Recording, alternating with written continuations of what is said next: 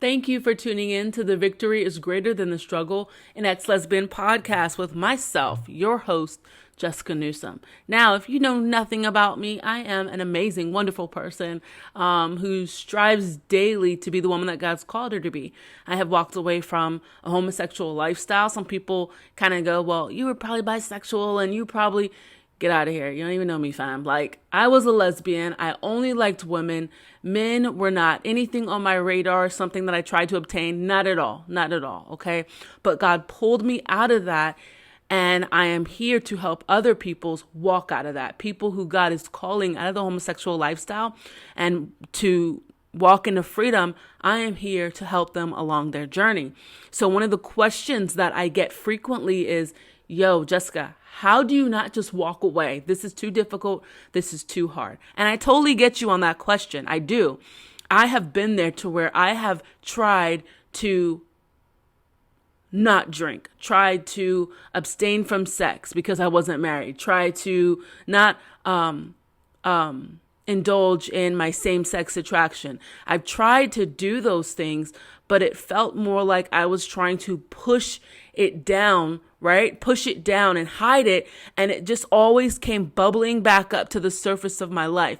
And the more I tried to push it down, the more I tried to just ignore it and put it to the back of my mind, the back of my head, the more it seemed to just bubble over into my life to where eventually I was like, you know what? I'm just faking this thing. I am trying to be who God has called me to be, but you know what? It's not working. So deuces, God, I am going my way because obviously you can't deliver, you can't change, you can't renew. So I'm done, right? And a lot of people are right there at that phase in their walk with God. God is tugging on them and calling them out of different things, calling them out of gossip, calling them out of homosexuality, calling them out of gambling, calling them out of pornography and masturbation, calling them out of lying. Whatever it is that God is calling you out of, sometimes it seems as though the load that we carry is too much to bear, and it becomes a burden that we struggle with on a daily basis, right? And so to the question as far as why I've never given up in this walk that I've developed with God, because before I gave up constantly. I gave up and I walked away. But then something happened in my life that just changed. It was like a switch that happened. Now, before you tune me out, it wasn't necessarily just some miracle that happened, okay? Because you can obtain this too. You can definitely obtain this, but in order to obtain it, it calls you to lay down some things, okay? And so what happened in my life was that His love changed me. His love didn't necessarily just change all of the sin habits and sin problems. No, but His love changed me. It changed my heart. It began to change my heart so that I began to desire more of Him. I tasted a bit of true love. I tasted His love that began to just fill me up. I wasn't focused on all of my sins. I wasn't focused on all the stuff that I struggled with. I kind of just was like, whatever to that, right? I continued to do me because that's where my mind was, but I was open. I was open to allowing Him into my heart, okay? This is the place that I was at.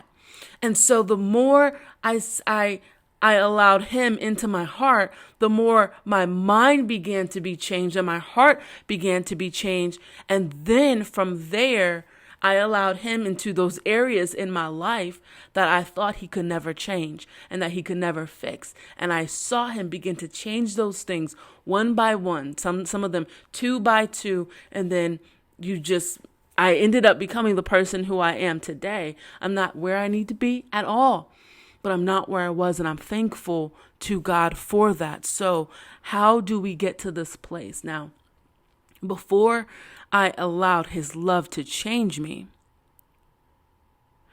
I had to really figure out, as I was developing this message, what was the difference between allowing God's love to change me and what I was doing before to where I always walked away from God. Okay. And what I realized that was that I loved to be in the presence of God, but I never allowed the presence to change me. I'll say it again. I always loved to be in the presence of God. I always loved to be in church, right? Not always, okay? But I liked that when I was in church, when I was around spirit-filled people, I loved that presence. The worship song, it started to do something to me. Being in that environment and that atmosphere really started to do something to me, right? And it was that presence. It's like, listening to music in the car, right? You're listening to your music in the car and you're just feeling that. And you're just going in, you're going hard and you're like, this is my jam, right? And you're turning that bad boy up, all that stuff. It's good. Being in the presence of it, it kind of just, hypes you up. It does something to you. That's awesome. It's a tangible feeling, right? On the inside of us. But that's all that it is. It's fleeting. You turn off the music, it's done. So going to church, I loved being in the presence, the atmosphere of that holy place. I could feel how different it was being in that place. But I never fully allowed the presence of God to change me. I never fully allowed God to do that work that he wanted to do on the inside of me. The things that he wanted to, that he wanted me to lay down, or the things that he wanted me to start doing, reading his word, going to Bible study, all that stuff. I never did that. I just did the occasional. Occasionally, I went to church. Occasionally, I would listen to worship music. These things were far and few in between. I was a holiday churchgoer, like many people. I just went on holidays and funerals. And that was not what God was asking of me. But when I started going constantly to church, something began to shift. Something began to happen. And all of a sudden, I realized that the presence that I was in, that charged atmosphere of holiness and just God coming down in that place, it began to invade me. Because I was consistent. I was doing what he was asking me to do. And it wasn't a lot. It was just going to church, right? It was a pull towards him, and I followed that pull. And so when it comes to that, I just really began to hunger to get closer to him. I hungered to cultivate that love that was already in me, right? Because I've never felt anything so beautiful. I've never felt anything so pure. And so like a drug, right? You're just like, man, that was good. I want more, right? So when it comes down to experiencing a little bit of God, you're like, I want to cultivate that so I could feel more of that in my life. I want more of that now, right? Because I can sense that it can change me and make me feel better, right? And so it's that light that we get a taste of that begins to invade the darkness around us, the heaviness around us. And we're like, I will do anything to get more of that. And so as I cultivated that love, as I cultivated that presence, I began to revere him. I began to know him as the holy God that he is. I began to know myself more as the child of God that I am. And so understanding who he is in light of just everything in eternity, knowing who he is, and then in comparison, knowing who I am and what I need, I submitted myself to him because I knew over time that I could not do this life, this walk without him. I began to understand in my life that the love and reverence I had for him was far greater than my desire to fall for something fleeting and destructive. Far greater. The love that I began to have for God taking that quote unquote holy magic pill and having your eyes open to the truth, you can't go back, because you know that you're going back into darkness. You know that going back is fleeting. It's temporary. It's like just a euphoric drug. It'll last only for so long, and then you come back to reality knowing that, man, my life is a mess. And so every destructive habit that we have will eventually create a broken person. As we continue this destructive habit, it will create a broken person. And my brokenness, Jessica's brokenness, will always lead me back to him. Always, always, always. And so to answer your question, why I've never given up along the way, as after my eyes have been open to who he is and who he is to me, he is my healer. He is my doctor. He is my lawyer. He is my way maker. He is everything to me. I can't go back. I won't go back, because I know in my heart of hearts that whatever I go back to is not only destructive, but it's fleeting. It will last a moment. And then when I get to that place of brokenness, it will always drive me back to the God of gods, the King of kings, and the Lord of lords. Period. Period. Does that mean that I don't struggle with sin? I do. I do. I struggle. The enemy will always just try to come back whenever he can to say, hey, I want you to dabble in this. Hey, I want you to mess around with that. And although it looks good, although I know that it may give me that euphoria that I am wanting, and maybe the euphoria that my body, my flesh is craving, I know that it's fleeting. I know that it's fleeting. But I will say this also.